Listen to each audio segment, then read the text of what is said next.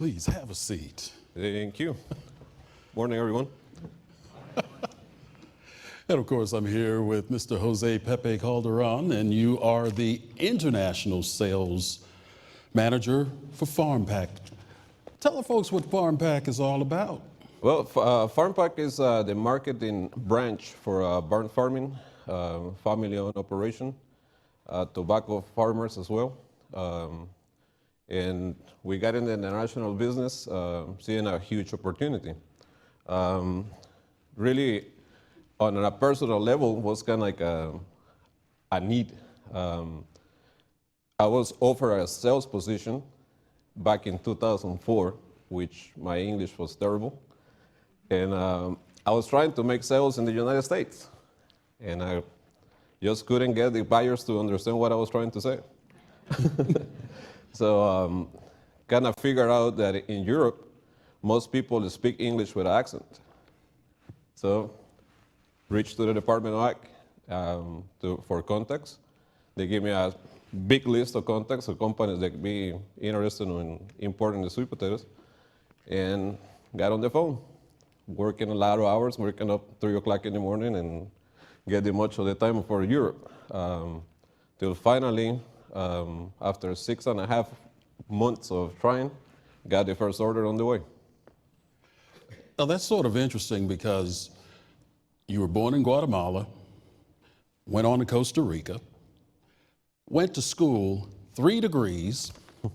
Then in 2001, you come here to North Carolina, and as you mentioned earlier, didn't know English. How did you make the adjustment? The need. You know, in Costa Rica, even I went to school. Growing up, actually, in Costa Rica, I was always working on agriculture, you know, coffee fields, banana plantations, pineapple plantations. And I always say, man, I'm gonna go to school so I don't have to work this anymore. Not knowing that was my future, you know. I came in 2001, not speaking any English, but I make a point of learning. Can I isolate myself from the Hispanic community and mingle with only speaking people? So I was forced to learn it. And little by little, I'm here now. Still accent, but little better. Hey, that's what makes the world go around. Right. Now, of course, with Farm Pak, as you mentioned, you're selling sweet potatoes, as Commissioner Troxler so interestingly presented. What was it like going overseas once you went through this process of saying, hey, we're going to sell sweet potatoes overseas? What type of reception did you get? Oh my God, that's a good story there. The way I exercise in here, from all of you here, please raise your hands. Who knows what a sweet potato is? Very impressive. That'd be like an easy point to sell, right? When we went to Europe, only 3 people on this stand will raise their hand.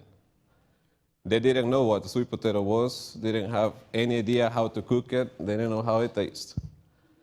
So somebody else will say, no, it's impossible.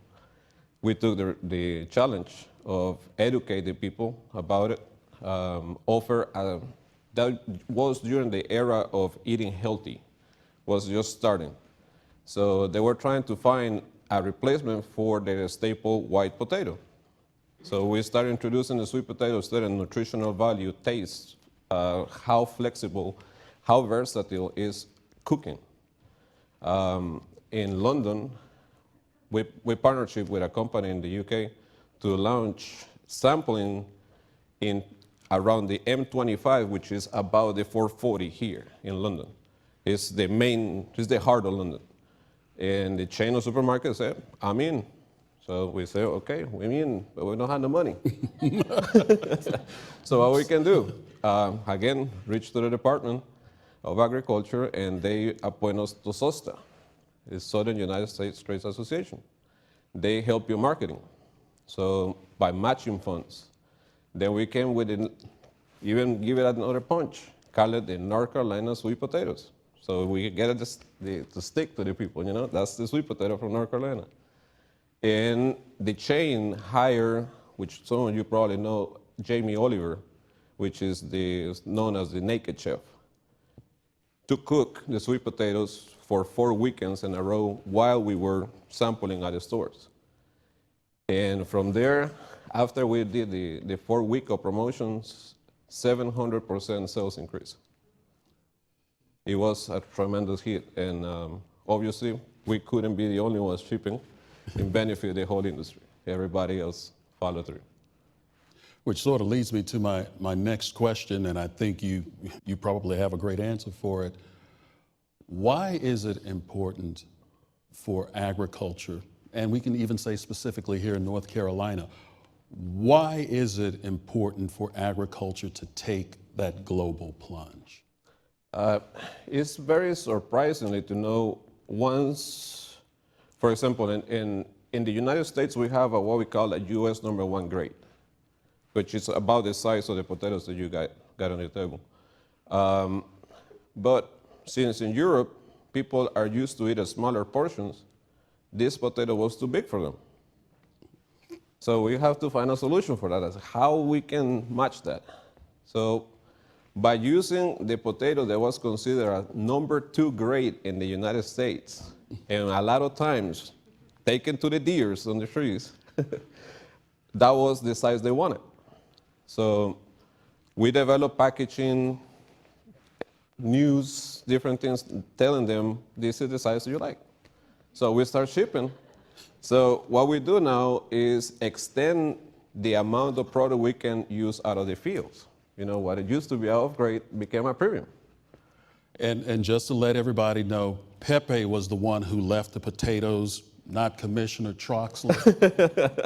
and I believe Erica was talking about she was going to have, I believe, cinnamon and butter to help you all out, whichever. Please enjoy them. Or French fries, whatever works best for you. So are there any like new markets that you're looking at right now? Oh, definitely. There's a lot of, in the continent of Europe is we just touching, just start getting in there.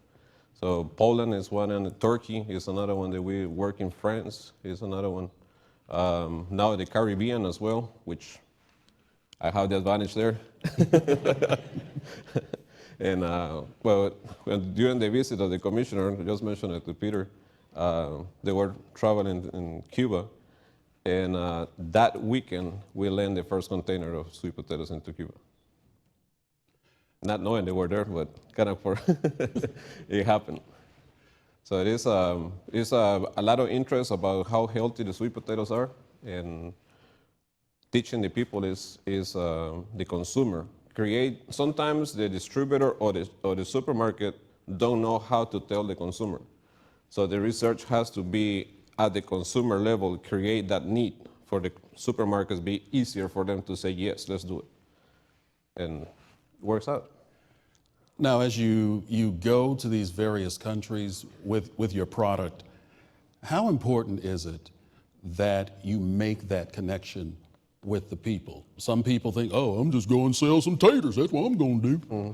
But I'm sorry it came out. But there's got to be a connection in order, as was mentioned earlier, there's got to be somewhat of a friendship developed. How do you go about making these connections or these friendships? Well, a lot of groundwork. You know, you have to be in the field, understanding the culture. That was another help from the Department of Agriculture and the Sweet Potato Commission. By funding this research, we were able to hire agencies in these countries that understand the culinary areas of the country, the eating habits, purchasing habits. So then you have the data to work with it and target a specific group of customers. And as you say you've worked from basically from the soil to sales. Yep. As somebody who came to North Carolina from Costa Rica, just how important is it in general as far as people, because there's only, as far as I see it, there's only one race. It's the human race. We have more similarities than we do differences.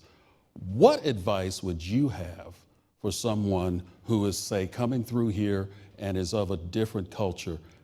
How would you want them to be, say, respected or received? Well, that was a challenge back then, I was not speaking English first, couldn't mingle well enough with the locals. But there is always this need or do it. You have to learn the local culture as well, respect it. We cannot come in from another countries and trying to impose ours. I think the number one thing to do is respect where we come into, learn what we come into, learn the English, learn to eat barbecue, fried chicken, Barbecue, sweet potatoes, hey. Sweet potatoes, barbecue, and fried chicken. It works. Pepe Calderon, give him a round of applause. Thank you. Thank you, sir.